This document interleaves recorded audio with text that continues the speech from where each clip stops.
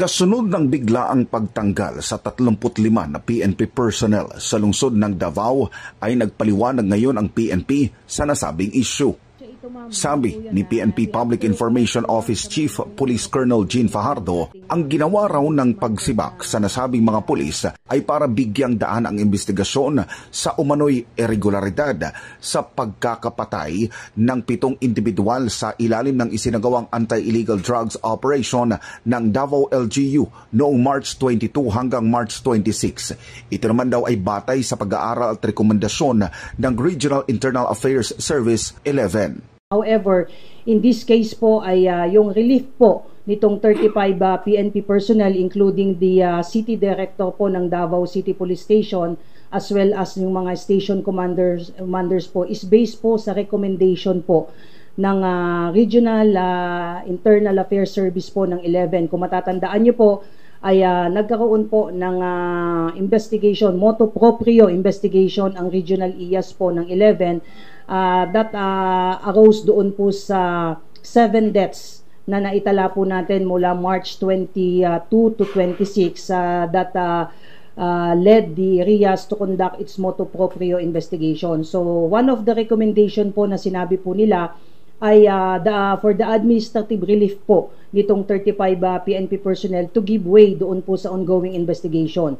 Giit ng PNP hindi pa guilty ang mga pulis na pansamantalang inalis sa pwesto dahil maaari pa ring umapila ang mga ito. Pwede pa rin daw patunayan ng mga sinibak na pulis na wala silang kasalanan at sinunod lang nila ang protocol sa ginawang operasyon. That being said, hindi po ito ibig sabihin na guilty na po itong ating 35 PNP personnel. However, this is not the first time na ginagawa po ito ng RIAS and even the PNP na kapag isang pulis po natin ay nai-involve po sa mga illegal reported illegal activities, may mga infraction, ay inaalis muna po sila pansamantala doon po sa kanilang posisyon para po bigyan daan po yung ginagawa pong investigation. Ngayon, kung sakasakali po matatapos po yung investigation na ginagawa po ng RIAS at kung makikita naman po na wala naman po silang kasalanan, ay magandang opportunity po ito sa ating mga kapulisan para makapag-present din po sila ng mga ebidensya na makakapagpatunay na above board po yung ginawa po nilang operation doon sa sinasabi pong mga nagresulta po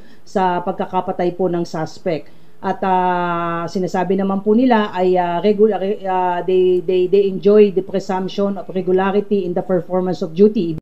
Pero para kay Davao City Mayor Baste Duterte, wala man lang kasing paabiso o preliminaries na ginawa ang PNP na may plano pala silang alisin sa pwesto ang mga pulis. Sabi ng alkalde, dapat ay in charge lamang sa operasyon ang isailalim sa investigasyon at hindi ang buong batalyon. May mga ganitong issues,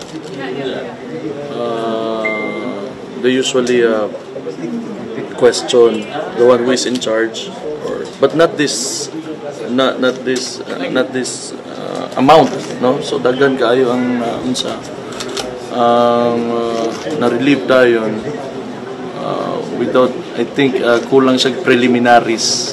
Dahil dito personal na umapila si Mayor Baste sa tanggapan ng Department of Interior and Local Government o DILG at maging kay Pangulong Bongbong Marcos kaugnay sa ginawa ng PNP sa kanilang lungsod. Umaasa si Mayor Baste na walang kinalaman sa politika ang desisyon na ito ng PNP. The RD has provided a statement, but I would like to hear a comment from DILG on like a reason. Just gusto ko or even from the President. Because, as I said, ito kasi na issue, bumalik ito, this happened I think a month ago. I declared drugs, but never told anyone, I never ordered anybody from the police to do anything. It was a declaration coming from me, and I said, kung may papatay ako yun, kung may namatay ako yan. So, and they still, I do not know, but we can behave like children and pretend that this is not politically motivated. Wala nga raw nakikitang irregulardad sa mga operasyon ng PNP sa lungsod si Mayor Baste dahil matagal na niyang kilala at katuwang sa pagsugpo ng kriminalidad at iligal na droga ang mga sinibak na pulis. Sa katunayan, malaki ang ibinaba ng crime rate sa lungsod dahil na rin sa mas pinaigting na partisipasyon ng mga kapulisan sa mga komunidad na sakop nito. Bagay na dapat itong ipaliwanag ng mga kinauukulan. Would like to get a comment from DILG and maybe the President on what he thinks about this issue. Because these are hard-working policemen that they are questioning. They have good track records and they have served the people of Davao since they became policemen. Unang-una po ay nire-respeto po natin yung naging pahayag po ni Mayor Duterte po at naglabas na rin naman po ng statement po yung Regional Director po ng Police Regional Office 11 at unang-una ay nagpapasalamat po sila sa acknowledgement na sinabi po ng ating kagalang-galang na Mayor na nakikita niya yung efforts ng ating mga kapulisan, mababa po yung crime sa kanila at yun po ay ipinagpapasalamat po. In fact, doon po sa nilabas na statement po ni RD ay nirecognize po nila yung suporta at assistance po ng local government units po ng Davao na lagi po nilang nakakatuwang to sa pagme-maintain po ng peace and order dyan po sa Davao Region. However, ang sabi nga po ni Regional Director po ay kung sakasakali nga po na magkakaroon po ng findings na wala naman po silang nilabag na any existing protocol, particularly yung police operational procedure po natin, ay maaari naman po silang ibalik doon sa kanilang original assignments and position or to any other position commensurate to their qualifications po. We just have to wait. But like I said, it's an extraordinary move coming from the police by themselves, no, to do this to their own personnel. Sa huli, bumuelta pa si Mayor Baste sa administrasyon at sinabing ituon na lang nito ang pansin sa mga naglalakihang usapin at problema ng bansa kaysa tutukan ang Davao City. Kung yun yung issue nila, they're angling it na kaning mga pulis na to nga nang hilabot o mga tao kay tungod they were defending themselves ng ani operation against people involved in illegal drugs, then siguro tanaw na ko it's not worth, you know, like the time and resources of the PNP to look into this because there are a lot of problems in the Philippines. Dagan kitang problema sa Pilipinas nga pwede ninyo i-address and you know the police or the PNP can focus on. This event or this action coming from the region is extraordinary because usually pag may mga ganitong issues they usually question the one who is in charge, but not this amount, no? So daghan kaayo ang unsa na-relieve tayo without, I think, kulang siya preliminaries. Yeah. And akong tanaw, you know, like the RD has provided a statement, but I would like to hear a comment from the DILG on you know, like a reason. Just gusto ko or even from the President, because as I said, ito kasi na issue, bumalik na to. This happened I think a month ago. I declared drugs but never told anyone. I never ordered anybody from the police to do anything. It was a declaration coming from me, and I said kung may papatay ako yun, kung may namatay ako yan. So, and they still, I do not know, but you know, we can behave like children and pretend that this is not politically motivated. We can pretend, you know.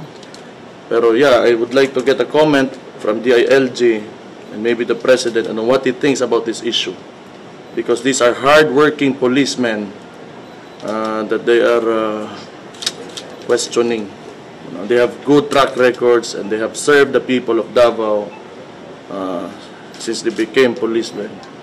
So, let's see what they think about this issue. Importante sa ko nga madunggan po nako on what Secretary Abalos his take on this issue. Are we communicating with the DILG? Yes, yes. So are we sending? This is true now. I'm communicating to them now, since you are here, the media, to convey this message to him. Mayor, the PR also assured that if ever makuman investigation, walay accountability na mahitabo o makita, ibalik daw nila sa posisyon to mga nare-review. Think na buhaton nila, Mayor? Yes, tanaw na ko. We just have to wait. But like I said, it's an extraordinary move coming from the police by themselves, no, to do this to their own personnel. So, because we're talking about drugs, this is something. It's not a crime that's katulad ng a police being corrupt or a police abusing his power or harming people for their benefit. Kung yun yung issue nila, they're angling it na kaning mga police na to nga nang hilabot o mga tao kay tungod they were defending themselves ng ani operation against people involved in illegal drugs, then siguro tanaw na ko it's not worth, you know, like the time and resources of the PNP to look into this, because there are a lot of problems in the Philippines. Dagan kitang problema sa Pilipinas nga pwede ninyo i-address, and you know the police or the PNP can focus on, other than, you know, hardworking policemen. Mayor, how does this affect our peace and order sa mass relief na nahitabo sa atong kapulisan sa Davao? So, I do not know. Wala ko okay ba? As long as maayo ang ilang gipang puli as OIC, wala may kaso ta makita diha. But we are just gonna have to play it by ear kinanglan makita na to. Ug sakto ilahang kuan, ang ilahang gibuhat, then maybe we will get good results out of it. But if things will get worse, then it will be on their hands.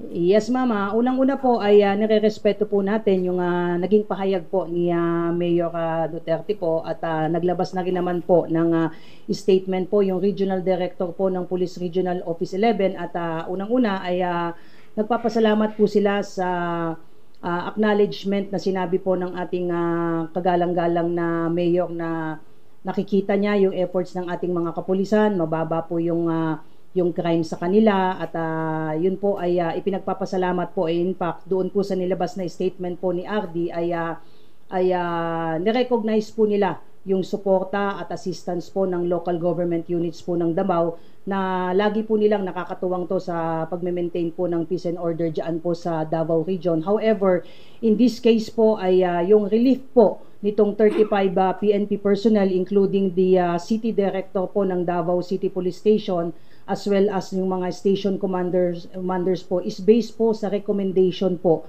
ng Regional Internal Affairs Service po ng 11. Kung matatandaan nyo po, ay nagkaroon po ng investigation, motu proprio investigation ang Regional IAS po ng 11 that arose doon po sa 7 deaths na naitala po natin mula March 22 to 26 that led the RIAS to conduct its motu proprio investigation. So one of the recommendation po na sinabi po nila ay for the administrative relief po nitong 35 PNP personnel to give way doon po sa ongoing investigation. That being said, hindi po ito ibig sabihin na guilty na po itong ating 35 PNP personnel. However, this is not the first time na ginagawa po ito ng RIAS and even the PNP, na kapag isang pulis po natin ay nai-involve po sa anumang illegal reported illegal activities, may mga infraction, ay inaalis muna po sila pansamantala doon po sa kanilang posisyon para po bigyan daan po yung ginagawa pong investigation. Ngayon, kung sakasakali po matatapos po yung investigation na ginagawa po ng RIAS at kung makikita naman po na wala naman po silang kasalanan, ay magandang opportunity po ito sa ating mga kapulisan para makapag-present din po sila ng mga ebidensya na makakapagpatunay na above board po yung ginawa po nilang operation doon sa sinasabi pong mga nagresulta po sa pagkakapatay po ng suspect. At sinasabi naman po nila ay they enjoy the presumption of regularity in the performance of duty. Ibibigay po natin sila at nakahanda po silang i-present yung kanilang mga ebidensya, kasama na po dyan yung mga na-record sa kanilang mga body-worn cameras as well as yung kanilang mga required witnesses. So magandang pagkakataon po ito para bigyan po sila ng pagkakataon na sagutin yung kanilang reklamo, at yung kanilang relief is part lang ng ating administrative proceeding. Unang-una ay para hindi rin magkaroon ng notion na maaaring maimpluwensyahan po nila yung investigation kung mananatili po sila doon sa kanilang mga assignments, sa kanilang mga position, dahil some of them were directly involved dito sa mga cases po nito. But however, ang sabi nga po ni Regional Director po, ay kung sakasakali nga po na magkakaroon po ng findings na wala naman po silang nilabag na any existing protocol, particularly yung police operational procedure po natin, ay maaari naman po silang ibalik doon sa kanilang original assignments and position or to any other position commensurate to their qualifications po.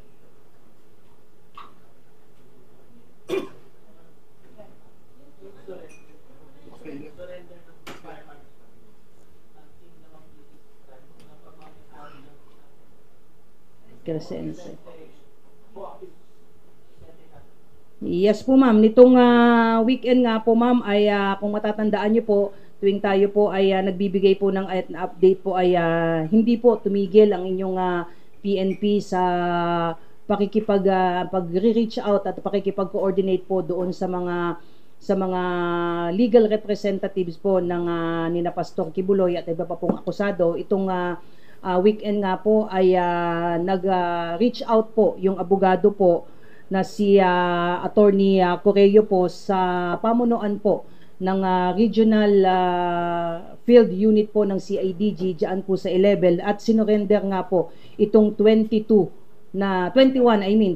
firearms po na nakapangalan po kay Mr. Crescente Canada, na kasama po doon sa mga nakasuhan sa kaso relating po kay Pastor Kibuloy, at kasama po dyan sa 21 na isinurrender po ay yung 6 na naitransfer po sa kanya ni Pastor Kibuloy po.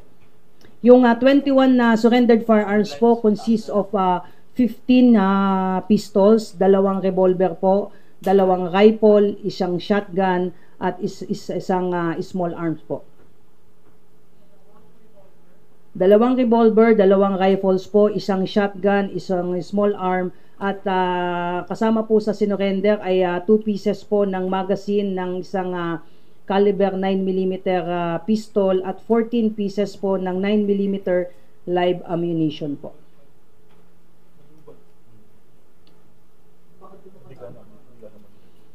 Remember po doon sa ating paliwanag na under Republic Act 10591 ay ang isang individual ay maaari pong makakuha ng type 5 license po kung ikaw po ay isang gun collector. So kung titingnan po natin, lagpas po ito ng 15, ang presumption po natin ay nagkaroon po siya ng privilege to own firearms more than 15 because he is a holder ng type 5 na LTAP po.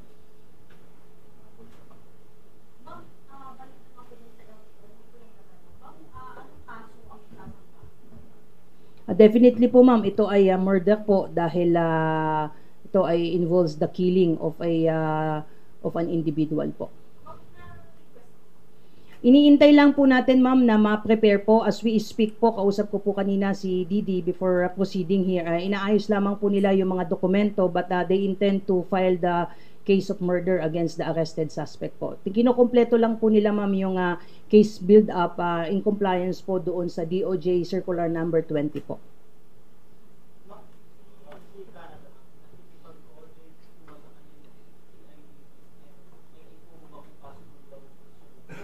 Yun po yung wino-workout ngayon ng CIDG Region 11. Kausap ko po mismo yung acting regional chief po ng regional field unit po ng CIDG sa 11, at yun po yung wino-workout nila ngayon na makumbinsi po si Ginoong Canada at iba pa pong may isa pa po kasing Canada na kasama din po doon sa warrant of arrest. So hopefully po itong pag-surrender po niyang ng barel will lead the way para makumbinsi rin po siya through their lawyers po na sumuko din po at harapin po yung reklamong isinampa po sa kanila.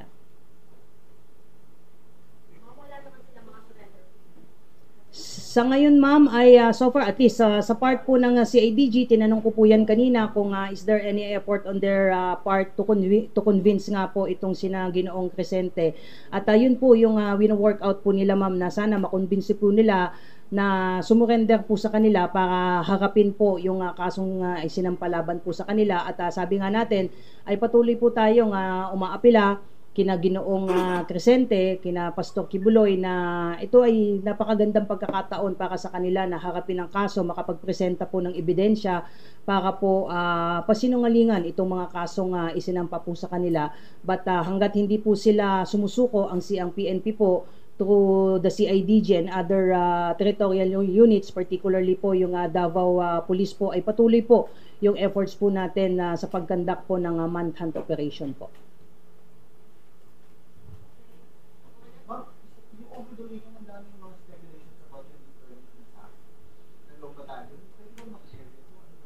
Sir, linawin po natin yan.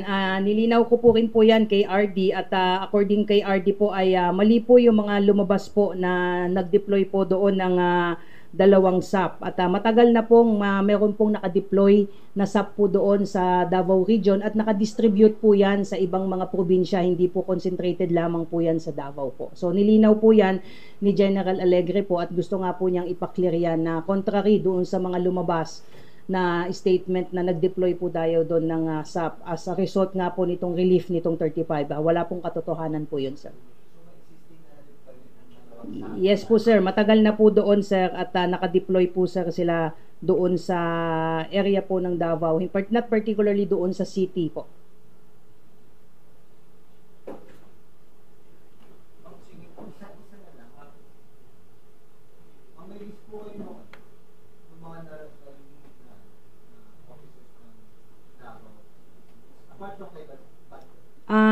Hingi po tayo, sir, nung listahan po. Basta I understand po, maliban nga po kay Colonel Badaang po, ay may mga officers po doon na na-relieve, at kasama nga po doon yung mga station commanders po. Kung matatandaan nyo po, sir, itong operations po na ito that resulted in 7 deaths po ay iba-ibang station po kasi ito. Hindi lang po isang station ito nangyari. So kung mapapansin nyo po, marami pong na-relieve. The station commanders and the city directors were relieved under the doctrine of command responsibility. So titingnan kung nagkakaroon ba ng kapabayaan sa supervision in terms of doon sa kanilang mga tauhan na nagkandak po ng police operation. Iba-iba po yung gravity ng offense po na isasampa po kung sakasakaling magkakaroon po ng finding ng probable cause po.